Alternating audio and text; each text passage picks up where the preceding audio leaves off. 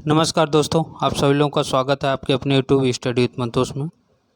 आज हम लोग आगे इस श्रृंखला को स्टार्ट करेंगे और नए क्वेश्चन देखेंगे, जिसमें आज का पहला क्वेश्चन है, निम्नलिखित वक्तव्यों पर विचार कीजिए। एक तरफ है कथन, दूसरा है कारण। कथन है कि भारत में देश की भावी ऊर्जा मांग की आपूर्ति का आशाप्रद स्रोत अणु ऊर्जा है। कारण दिया है कि भारत में अणु ऊर्जा सर्वत्र सुलभ है। फिर सुन लीजिए प्रश्न, भारत में देश की भावी ऊर्जा मांग की आपूर्ति का आशाप्रद स्रोत अणु ऊर्जा है। ये बात तो सही है, ठीक। भारत में अणु खनिज सर्वत्र सुलभ है, ये चीज़ गलत है, ठीक। देख लीजिए पहले, ए और आर दोनों सही आ रहे की सही व्याख्या है। ए और आर दोनों सही आ रहे की सही व्याख्या नहीं है। ए सही है किंतु आर गलत है, ए गलत है किंतु आर सही है। तो इसका सही ऑप्शन नंबर सी, ए सही है किंतु आर गलत है, क्योंकि जो अणु ऊर्जा है ये सर्वत्र सुलभ नहीं है, ठीक। क्यों? क्योंकि कारण ये है कि हमारे यहाँ जो है वो यूरेनियम जो है वो अल्प मात्रा में है, इसलिए इसे लाने के लिए विदेश पर निर्भर होना पड़ता है, ठीक। हाँ, हालांकि जो थोरियम है, थोरियम की बहुतायत है, लेकिन सिर्फ इसी से नहीं काम हो पाएगा ना, इसलिए जो है कि यूरेनियम बहुत कम अल्प मात्रा में है, इसलिए सर्वत्र सुलभ नहीं है। अगला प्रश्न है,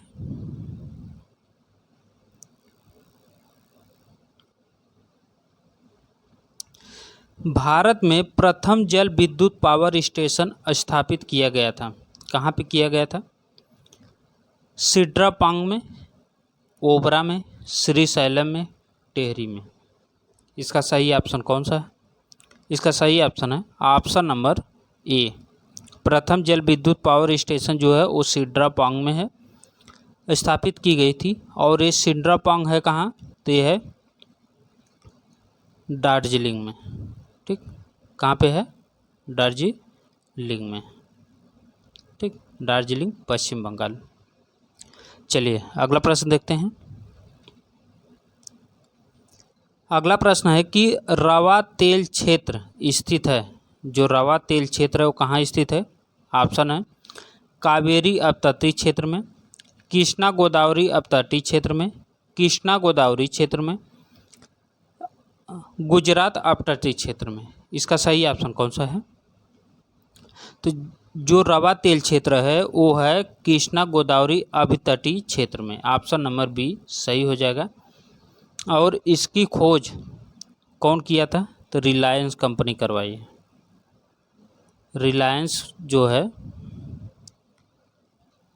रिलायंस कंपनी करवाई इसकी खोज, ठीक।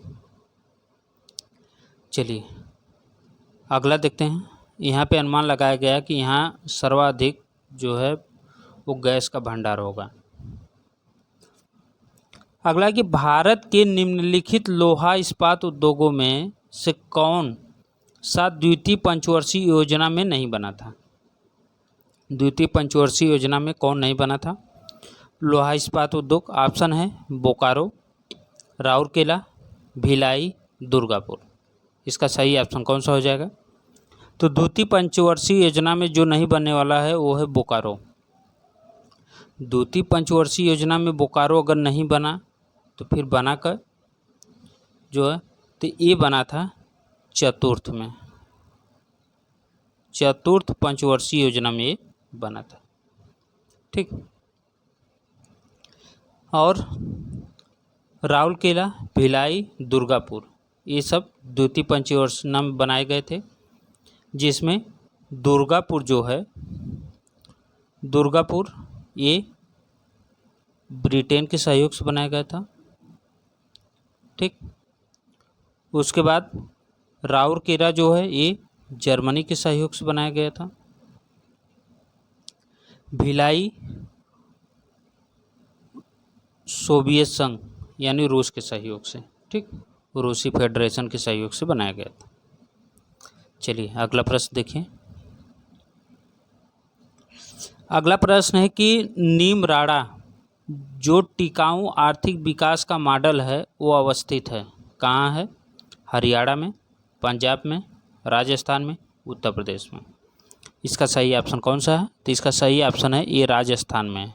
नीमराड़ा जो टिकाऊ आर्थिक विकास का मॉडल है ये राजस्थान में है। राजस्थान के भीलवाड़ा, राजस्थान के भीलवाड़ा औद्योगिक क्षेत्र में है, ठीक। चलिए अगला प्रश्न है, उत्तर दक्षिण तथा पूर्व पश्चिम गलियारे मिलते हैं कहाँ मिलते हैं? ऑप्शन है झांसी में, कानपुर में, लखनऊ में, वाराणसी में। सही ऑप्शन है ये मिलते हैं झांसी में। कहाँ पे मिलते हैं? तो ये झांसी में मिलते हैं, ठीक। उत्तर दक्षिण और पूर्व पश्चिम गलियारा, उत्तर में श्रीनगर से, दक्षिण में कन्याकुमारी तक जाता है, कन्याकुमारी तक, ठीक।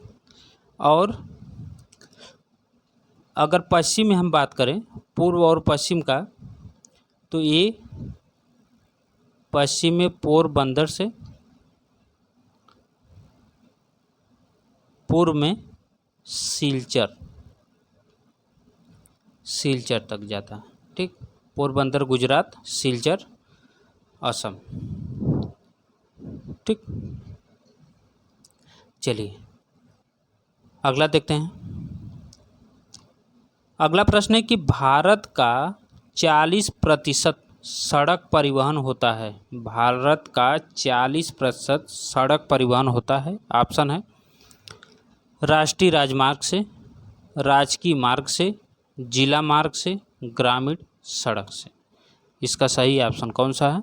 सही ऑप्शन है ऑप्शन नंबर ए, राष्ट्रीय राजमार्ग से 40% सड़क परिवहन होता है, ठीक। ऑप्शन नंबर ए सही हो जाएगा। अगला प्रश्न है, निम्नलिखित में से कौन भारत के प्राकृतिक बंदरगाह हैं? ऑप्शन है चेन्नई, कोची, तूतीकोरिन, विशाखापट्टनम। नीचे दिए गए कोड से सही उत्तर चुनिए, 1 तथा 2, 1 तथा 3, 2 तथा 3, 2 तथा 4। तो इसका सही ऑप्शन कौन सा है? अगर प्राकृतिक बंदरगाह की हम बात करें तो प्राकृतिक बंदरगाह ये 2 हैं, कौन? कोची और विशाखापट्टनम। ऑप्शन नंबर डी सही हो जाएगा, ठीक।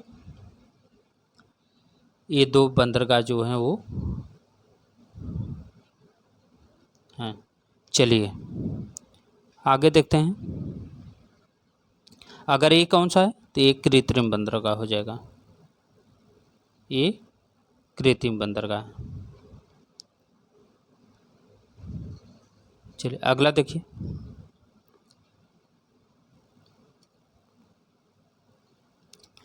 अगला प्रश्न है कि एक जनजाति को सरहुल त्यौहार मनाती है, यहाँ होना चाहिए था जो एक जनजाति जो सरहुल त्यौहार मनाती है वह है कौन सा है? ऑप्शन है संथाल, मुंडा, भील, थारू। तो सरहुल त्यौहार मनाने वाली कौन है? तो इसका सही ऑप्शन है मुंडा। देखिए मुंडा और उराव, मुंडा और उराव ये 2 जनजाति जो हैं ये इनका जो है बहुत प्रमुख त्यौहार है, ठीक। कौन? सरहुल, ठीक। और ये कब मनाया जाता है? तो ये मनाया जाता है कृषि के, पूछ सकता है ये प्रश्न, कृषि के आरंभ में, कृषि के आरंभ में सरहुल त्यौहार मनाया जाता है, ठीक। इसमें पूजा किसकी होती है? तो इसमें सरना की पूजा होती है। किसकी? सरना। अब सरना क्या है? ये सखुए की कुंज होती है, सखुए की कुंज होती है सरना, ठीक। इसी से ये लोग मनाते हैं। मुंडा जनजाति के बारे में और अगर हम बात करें इस मुंडा जनजाति के बारे में, तो मुंडा जनजाति सबसे पहले छोटा नागपुर पठार में निवास करती है। ठीक, छोटा नागपुर पठार में निवास करती है। उसके बाद और अगर इसके बारे में हम बात करें तो ये होली के अवसर पर एक त्यौहार मनाते हैं। होली के अवसर पर भी ये एक त्यौहार बनाते हैं। ठीक,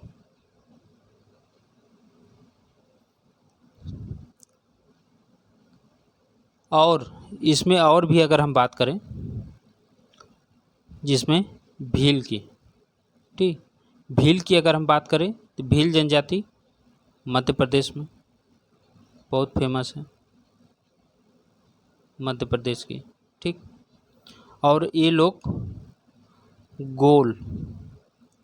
गोल गधेला नामक त्यौहार मनाते हैं। ठीक, गोल गधेला नामक त्यौहार मनाते हैं। ठीक, अब भीलों के मकान का नाम क्या होता है? इनके मकान यानी घर का नाम क्या होता है? तो इनके घर का नाम होता है कू। क्या होता है? कू। ठीक, और ये लोग गंधर्व विवाह करते हैं, हरण विवाह करते हैं, अदला बदली वाला विवाह करते हैं। ठीक,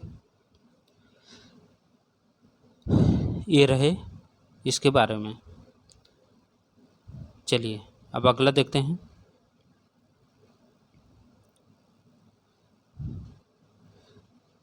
अगले प्रश्न की अगर हम बात करें तो अगला प्रश्न है, जया, पद्मा एवं कृष्णा निम्नलिखित में से किस धान्य सीरियल की उन्नत किस्में हैं? किस धान्य की उन्नत किस्में हैं? ऑप्शन है धान की, गेहूं की, जौ की, मक्का की। सही ऑप्शन है इसका ऑप्शन नंबर ए, धान की। जया, पद्मा, कृष्णा ये सब धान की किस्में हैं। ठीक, इसमें और भी है, रत्ना बहुत फेमस है, रत्ना, हंसा और कांची, ये सब बहुत फेमस है। ठीक, अगर पूछे विश्व की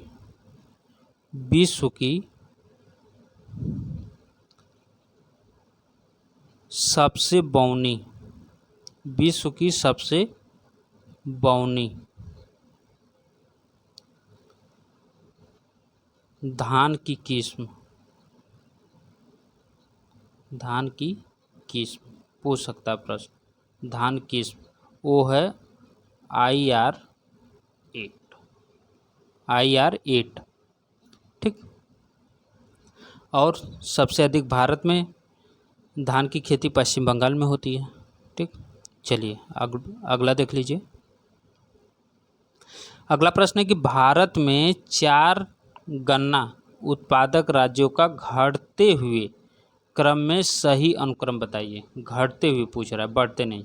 तो घटते, जो सबसे ज़्यादा होगा वो सबसे पहले आएगा, जो सबसे कम होगा वो सबसे बाद में होगा। तो इसका सही ऑप्शन कौन सा है? पहले प्रश्न ऑप्शन देख लीजिए। महाराष्ट्र, उत्तर प्रदेश, तमिलनाडु, आंध्र प्रदेश। उत्तर प्रदेश, महाराष्ट्र, तमिलनाडु, आंध्र प्रदेश। महाराष्ट्र, उत्तर प्रदेश, आंध्र प्रदेश, तमिलनाडु। उत्तर प्रदेश, महाराष्ट्र, आंध्र प्रदेश, तमिलनाडु।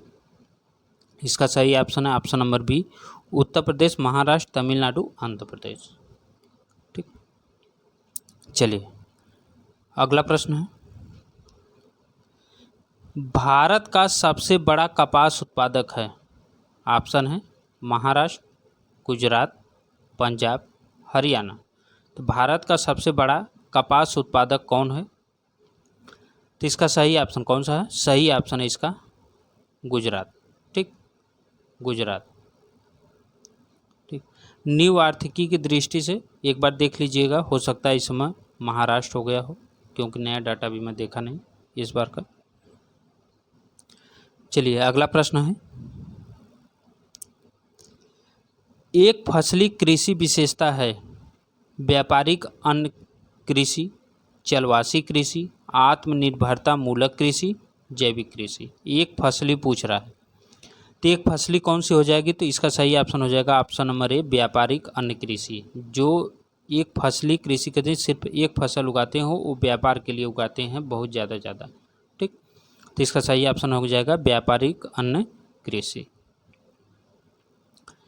अगला प्रश्न है, केंद्रीय शुष्क क्षेत्र अनुसंधान संस्थान काजरी अवस्थित है, कहाँ पे है? अहमदाबाद में, बेंगलोर में, हैदराबाद में, जोधपुर में। सही option option number D, Jodhpur में। केंद्रीय शुष्क क्षेत्र अनुसंधान संस्थान काजरी वो है जोधपुर में। ठीक, हैदराबाद में अगर पूछे क्या है, तो हैदराबाद में है कृषि अनुसंधान शोध। क्या है? कृषि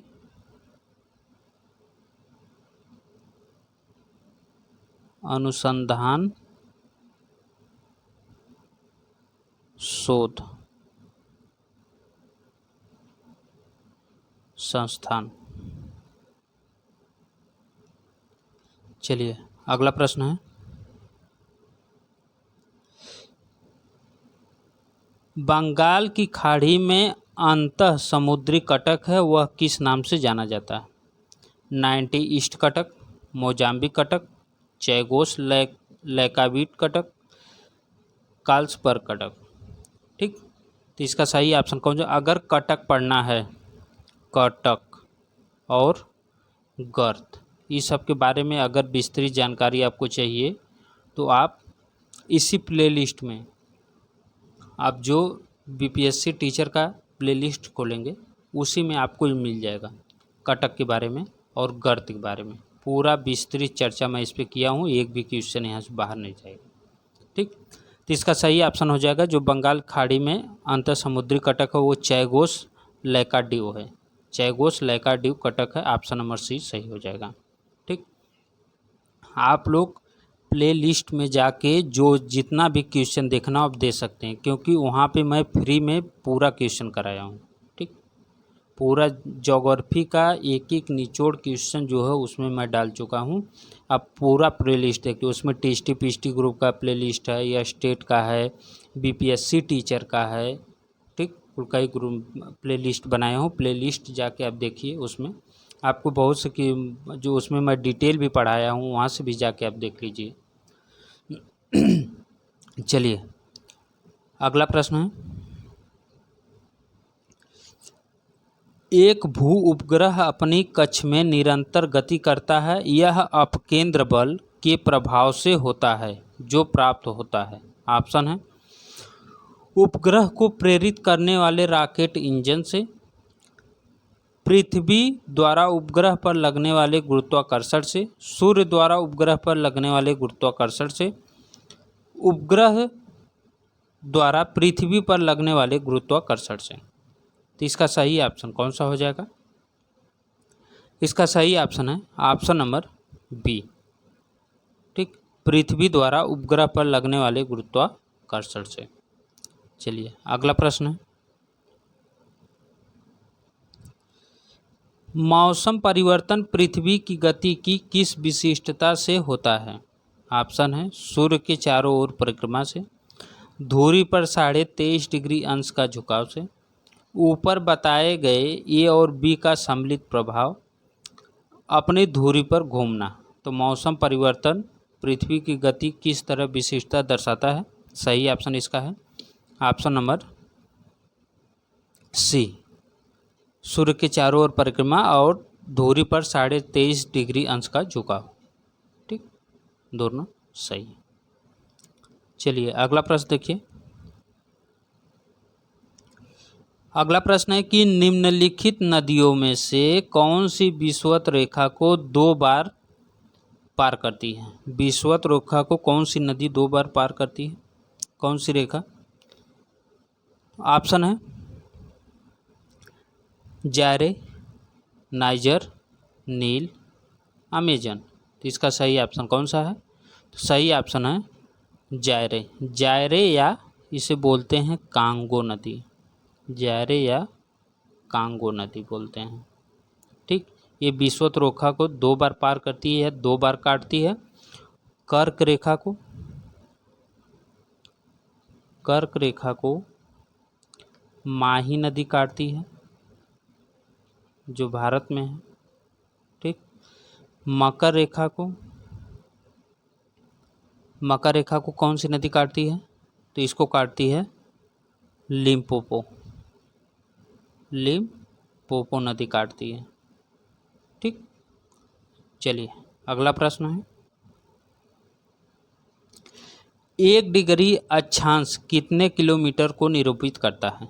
1 डिग्री अक्षांश कितने किलोमीटर को निरूपित करता है?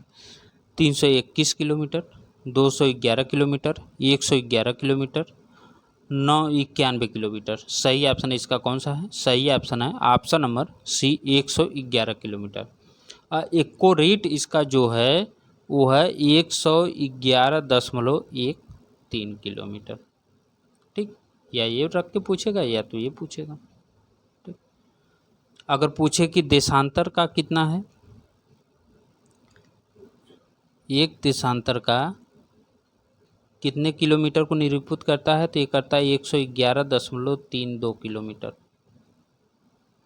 ठीक।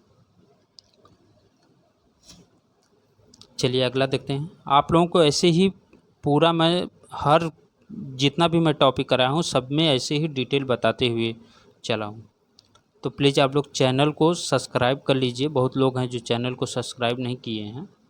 ठीक। और वीडियो को लाइक शेयर करना मत भूलिए, अपने ग्रुपों में भेज दीजिए ताकि और अधिक लोग इससे जुड़ सकें, मेरा भी हौसला बढ़े। ठीक। चलिए अगला प्रश्न देखते हैं कि दक्षिण अमेरिका का सबसे घना बसा देश है, कौन सा है? Bolivia, Colombia, Ecuador, Venezuela. सही ऑप्शन है option number C, Ecuador. Ecuador जो है दक्षिण अमेरिका का सबसे घना बसा देश है। ठीक। चलिए अगला देखते हैं। अगला प्रश्न है कि निम्न में से किनके साथ इजराइल की सीमा साझा करती है? इजराइल की जो सीमा है वो किसके साथ सीमा साझा करती है? ऑप्शन है लेबनान, सीरिया, जॉर्डन, मिस्र। लेबनान, सीरिया, तुर्की, जॉर्डन। साइप्रस, तुर्की, जॉर्डन, मिस्र। तुर्की, सीरिया, ईरान, इराक, यमन। सही ऑप्शन इसका कौन सा हो जाएगा? देखिए इसका सबसे अच्छा पकड़ने का तरीका क्या है कि इजराइल के साथ कौन सी सीमा साझा करती है। सबसे पहले जहाँ भी तुर्की हो उसको काट दीजिए। 2 में तुर्की मिला, 3 में मिला। ठीक। क्योंकि तुर्की इसके साथ सीमा साझा नहीं करती है। ऑप्शन नंबर ए सही हो जाएगा, लेबनान, सीरिया, जॉर्डन, मिस्र। ठीक। चलिए अगला प्रश्न देखते हैं। अगर पूछे इजराइल की राजधानी कहाँ है, तो है जेरूसलम। अगला प्रश्न है, ज्वालामुखी उद्गार के निम्नलिखित प्रकारों में से कौन सा एक प्रायः विस्फोटक नहीं होता है? इसमें कौन है जो प्रायः विस्फोटक नहीं है? Plinian, Hawaiian, Strombolian, Vulcanian. इसका सही ऑप्शन कौन सा है? सही ऑप्शन है इसका option number B, Hawaiian. Hawaiian जो है ये विस्फोटक नहीं है, क्योंकि इसमें जो सिलिका निकलती है वो बहुत मंद गति से निकलती है और ये दूर तक फैलती है। ठीक। इसमें माउंट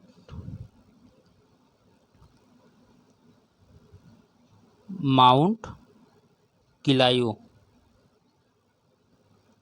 और मोना लोआ ये हैं इसके उदाहरण, किसके? हवाइयन के। ठीक। क्योंकि इसमें से गैस बहुत मंद गति से निकलती है। ठीक। चलिए अगला देखते हैं। इसमें सबसे जो ज़्यादा विस्फोटक है वो है पिलियन। कौन? पिलियन। पिलियन जो है वो सबसे ज़्यादा तीव्र विस्फोटक है। ठीक। ये है तीव्र। चलिए अगला देखिए। अगला है कि एनीमोमीटर का प्रयोग क्या नापने के लिए किया जाता है? वायु दाब, तापक्रम, समुद्री धाराओं की गति, पवन की गति। सही ऑप्शन है ऑप्शन नंबर डी, पवन की गति। एनीमोमीटर का प्रयोग क्या नापने के लिए किया जाता है? तो पवन की गति। अगला है, निम्नलिखित महाद्वीपों में से किस एक में जनसंख्या वृद्धि की दर न्यूनतम है? ऑप्शन है उत्तरी अमेरिका, दक्षिणी अमेरिका, ऑस्ट्रेलिया, यूरोप।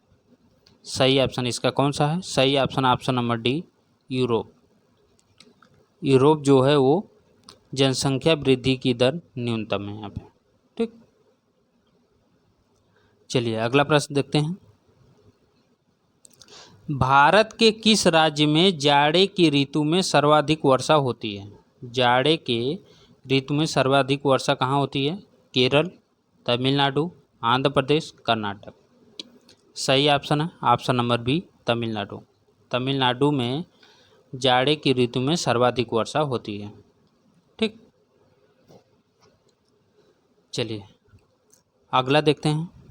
अगर पूछे कि गर्मी में सबसे अधिक वर्षा कहाँ होती है, तो होती है केरल में। केरल में सबसे अधिक ग्रीष्म में बारिश होती है। क्यों? क्योंकि यहाँ पे दक्षिण और पश्चिम मानसून की वजह से। ठीक, चलिए अगला देखते हैं।